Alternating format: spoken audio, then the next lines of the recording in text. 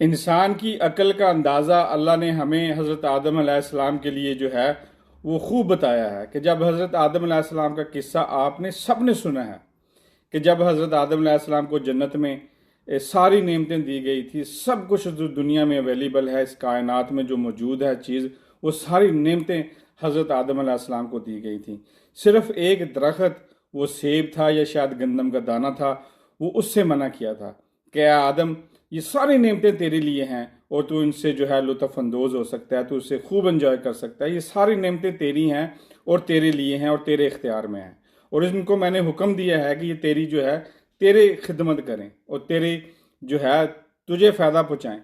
لیکن بس اس ایک دانے کو، اس ایک درخت کو اس کے پاس نہ جانا، اس کے پاس جو ہے وہ اس کو کھانا نہیں۔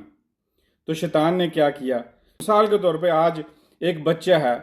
اس بچے کو آپ بلینز ٹریلینز پاؤنڈ جو ہے وہ اکاؤنٹ اس میں اس پیسے رکھ کے اس کو دے دیں،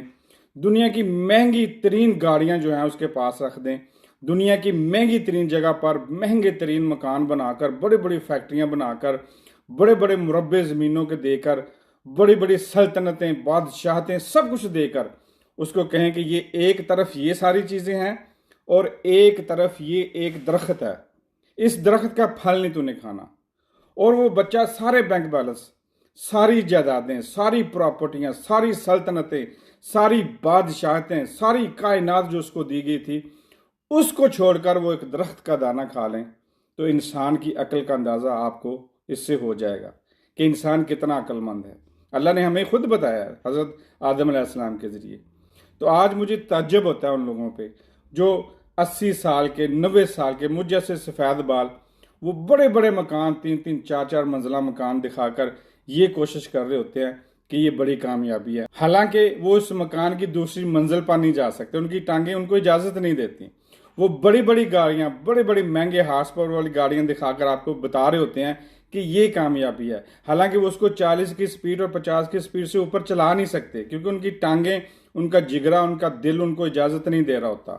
عمر کا تقاضا ہو جاتا ہے، عمر بڑی ہو جاتی ہے۔ وہ بڑے بڑے بینک بیلنس دکھا کر، بڑی بڑی فیکٹریاں دکھا کر آپ کو یہ بتا رہے ہوتے ہیں کہ اسی میں کامیابی ہے، حالانکہ اس میں کامیابی نہیں ہے۔ میرا اللہ خود بتاتا ہے، میرے اللہ نے خود بتایا ہے،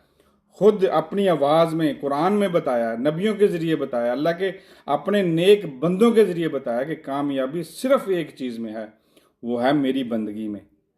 میری بندگی میں۔ ہاں، اگر آپ اس کی بندگی کرتے ہیں، آپ اس کی عبادت کرتے ہیں، آپ اس کا جو کہنا مانتے ہیں، اس نے آپ کو اس دنیا میں آپ کی جو تقدیر کا مقدر وہ اگر آپ کو مل رہا ہے تو اس کا شکر کریں اور اس کو بانٹیں۔ اسی کے ساتھ اپنا اور اپنے کمزور طبقے کا خیال رکھیے گا، مجھے اپنی دعاؤں میں یاد رکھیے گا۔ اللہ حافظ۔